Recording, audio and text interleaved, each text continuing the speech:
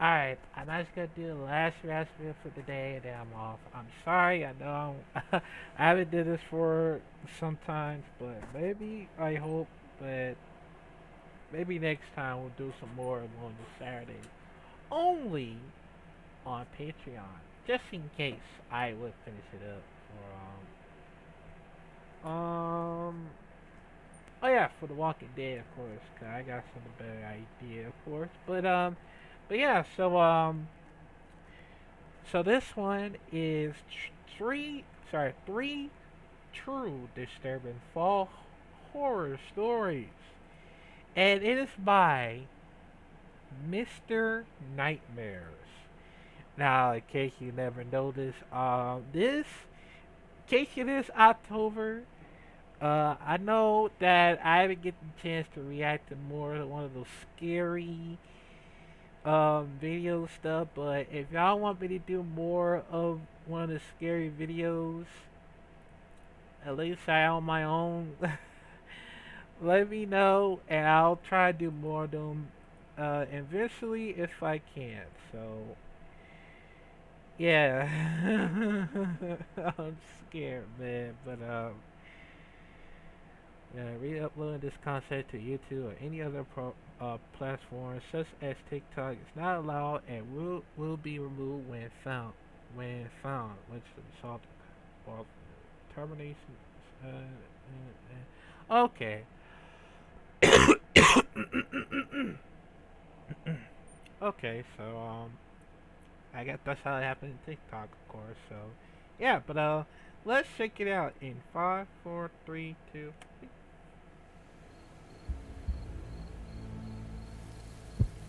Story one. My name is Nancy, and I work as a behavioral therapist in a local psychology office. I've been doing this for 5 years, and I've dealt with a lot of different types of people. I've had hundreds of clients now, and I used to think I've seen everything, but I didn't realize how wrong I was until I took in a young man named Peter as a client. Peter was 15 years old. Peter's father, Tom, would always come in with his son for our sessions. Tom believed his son was on the spectrum for autism, or any kind of social disorder, because all of his I life he lacked autism. friends and the ability to socialize with other people his age properly.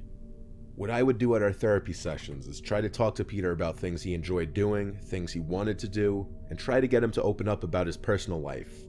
But at first it was hard because he was very quiet and shy. I would ask Tom to leave the room occasionally to ask Peter some more personal questions about his family life and such, and it seems Peter opened up a bit more when his father wasn't in the room, but I always caught the vibe Tom preferred to stay in the room. I learned from Peter that his parents didn't get along at all. They would fight almost every night for as long as he could remember. He had no Mhm. siblings or cousins, coming from a very small family. So one thing about me, I love the fall season and anything pumpkin. Pumpkin beers, pumpkin pie, pumpkin spice latte, I can't get enough. One therapy session talking about the freshly fall weather outside, Peter was telling me about how this was his favorite season, and I told him the same, largely because of my love for pumpkin flavored things. But later that night, when I was already in my robe getting ready for bed, Sorry to interrupt, but before I will continue on so far, fall is one of my favorite seasons of all time, along with autumns. Well, it's kind of the same thing, cause I know how the October would come sooner or later. It's that I always love to go to like trick or treat or Halloween festivals, or I never been to Halloween festival, but maybe hopefully for the first time I ever go there. I hope, but maybe somewhere, cause maybe going to the damn hunting house scared a little bejesus out of me, cause that's how it is, man. But yeah, man. I I had so much experience about it, cause whenever I wanted to go to Halloween, you know, whenever I wanted to celebrate Halloween every single time, because it actually helps me a lot sometimes. And, me and my family are planning on doing so until till the end of the weekend. Well, yeah, till the end of the October, of course. But it's gonna get some more times to do it so. But collect some costume, of course. But that actually helps me a lot sometimes. But But yeah, yeah, you see all these, and I'm probably gonna collect the. I'm probably gonna go along with my mom just for a big adventure. I hope, because it actually helped me a lot sometimes. So but yeah. Fall weather outside. Peter was telling me about how this was his favorite season, and I told him the same, largely because of my love for pumpkin flavored things. But later that night, when I was already in my robe getting ready for bed, there was a loud knocking at my front door. I never get knocks past 9 o'clock, so I was nervous when I went to check the window to see who was there. There wasn't anyone, but when I opened the door, I saw a mini pumpkin and a pumpkin flavored coffee creamer on the ground in front of my door. I knew this was no coincidence. Only a few hours ago, I told Peter about my obsession with pumpkin flavored things. Oh, When don't my scare, attempted please. call to Thomas the next day didn't go through, I texted him a picture of the two items left by my door, and how inappropriate and uncomfortable it is for me to be followed home by a client. Tom texted back within 10 minutes saying that his son would never do something like that. He almost acted offended by my accusation. Momentarily, it got me wondering, what if it was just a gift from a neighbor or something? The week went by, and I wondered if I should terminate my relationship with Peter as a client, but I decided not to see how the next session would go. The following Monday, Peter and Tom came in like usual. Peter seemed to be acting as normal. By now, he seemed very happy to talk to me, but I thought I saw it for what it was now, that he may have thought he was attracted to me, being possibly the only woman to speak to him with respect in his life. What?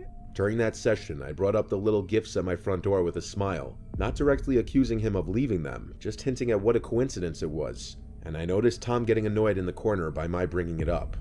Peter acted shocked and agreed it was a huge coincidence. It was a truly bizarre situation, and I didn't know what to do.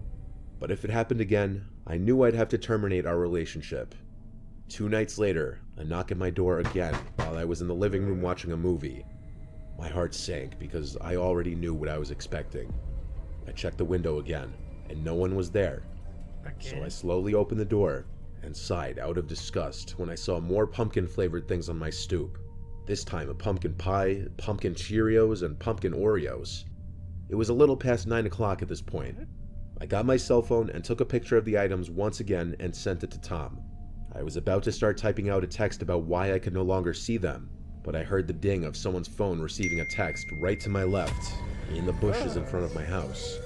I started walking slowly over to it, saying Peter's name. I saw someone hiding in the bush as I got close enough, but it wasn't Peter. It was Tom. We looked each other in the eyes, and he said, "Hi Nancy, you look beautiful as always." And I screamed. I ran into my house and locked the door, seconds before he tried opening it and started banging on it. I screamed to leave me alone or I'd call the police. He apologized through the door and yelled he's leaving. I watched through the window as he left to his car and drove away.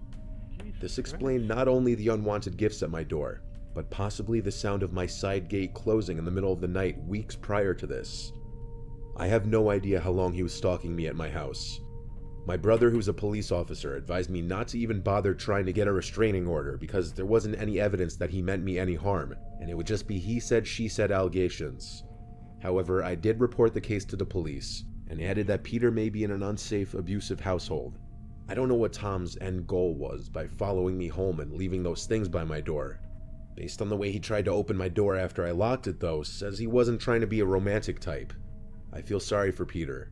His dad brought him in to see me only as some kind of method of getting closer to me. I mean, that's only the reason how this happens, man. Knowing that we, knowing that when you have to see for your doctor to know that, start being nice to you and all that. And, I mean, that would be like a stalker, I believe, because you know all that and stuff. But I mean, still, that would be a stalker if that ever happened. So I yeah, feel sorry for Peter. His dad brought him in to see me only as some kind of method of getting closer to me. yeah. Story two. Uh, It was a Friday night in early October a long time ago. I was with my 3 friends, Jose, Brian, and Tanya. We were being bored teenagers wanting something to do in the spirit of the season. It was a nice fall night out, low 60s, nice breeze, so we wanted to be outside. Not much goes on in our boring town, and we weren't old enough to go to bars or anything. We decided to ride our bikes up Miller's Road to this old closed down pumpkin farm nicknamed Farmer John's Pumpkin Patch. It used to be a literal farm surrounded by crops on one side and forest on the other. The alleged Farmer John, or whoever actually owned it, didn't live there anymore. It was sold, and whoever bought the land just never did anything with it for a long time. It was a 20-minute bike ride up Miller's Road, which is an extremely quiet road traffic-wise. Just lots of cornfields and farms around this area. When we got there, we rode our bikes off the road onto the grass, all with our flashlights on. We leaned our bikes up against the old abandoned house that the owner used to live in. Next time, do it at morning, not at night. Just do it at the morning. Because I'm very scared if that ever happens. So, I'm just giving y'all advice. You know, during October, of course. So, yeah. Lots of cornfields and farms around this area. When we got there, we rode our bikes off the road onto the grass, all with our flashlights on. We leaned our bikes up against the old abandoned house that the owner used to live in. We walked around the overgrown grass a bit, checking out where the pumpkin patch used to be and where the animals in the little petting zoo area used to be. There's something really cool about exploring abandoned places at night, but also kind of spooky. We went back to the house where we left the bikes. Breaking into it was relatively easy since we weren't the first ones to do so. The door was already knocked off the hinges. All we had to do was kick it open. This is where it got really creepy though, being in an abandoned house at night. Even as a thrill seeker, it's a bit unnerving, even when you're 4 people. I'd say 5 minutes into being inside the house, we started to hear thumps from upstairs. Like periodic thumps, not just random thumps. Jose and I decided to head upstairs to check it out. Tanya didn't want to go upstairs because she was scared, so Brian stayed downstairs with her. When we got to the upstairs, the thumping was much louder for sure. From the left side of the stairs. Our flashlights revealed a bunch of doors up here, all open, leading into what were probably once all bedrooms. Okay, oh my god! Oh. Oh, I thought somebody else is in here. Oh my god, I'm so scared. Maybe because I'm wearing my goddamn headphones, man. Oh my god. Yo, that's so scary. I'm sorry, man. I'm a coward, okay? I'm a coward, like I say once again, cause every time that something bad's gonna happen when some place is haunted, of course, but yeah, man. It was because she was I'm scared, sorry. so I'm Brian sorry, stayed guys. downstairs with her. When we got to the upstairs, the thumping was much louder for sure. It came from the left side of the stairs. Our flashlights revealed a bunch of doors up here, all open, leading into what were probably once all bedrooms. Oh. Our footsteps were loud as we walked closer to the room with the thumping. There was no way to hide it on these rickety, creaky floorboards. When we got to the corner room doorway, the thumping stopped. I whispered to Jose, "Is it an animal?" He went, "Shh." I pointed my flashlight into the room, starting from the left side, working the light to the right. I stopped when my flashlight landed on a male's figure in the corner of the room facing the wall, with what appeared to be blood on the wall in front of him, Yikes. probably banging his head on it, creating those thumping sounds. Jose aimed his light at him too, and we both jumped back. We left in a hurry, and as we ran down the stairs, a horrifying, gut-wrenching scream came from the room we were just in, causing all 4 of us to scream. As we left the house and got to our bikes, we heard stomping down the stairs from inside the house as the screaming got louder. Yikes. We all ran to our bikes, absolutely freaked the fuck out, and we pedaled as fast as we could out of there. The screaming stopped before it ever came out of the house. We didn't look back. We continued pedaling all the way up Miller's Road till we got back to my house. I have no idea what we witnessed in there, and I won't even try to explain it. Next time, don't try to investigate any abandoned buildings, hospitals, mental asylums, or anywhere else. Like, don't try to like investigate. 'Cause I know we're gonna be fucking sitting in your beds, man. Like,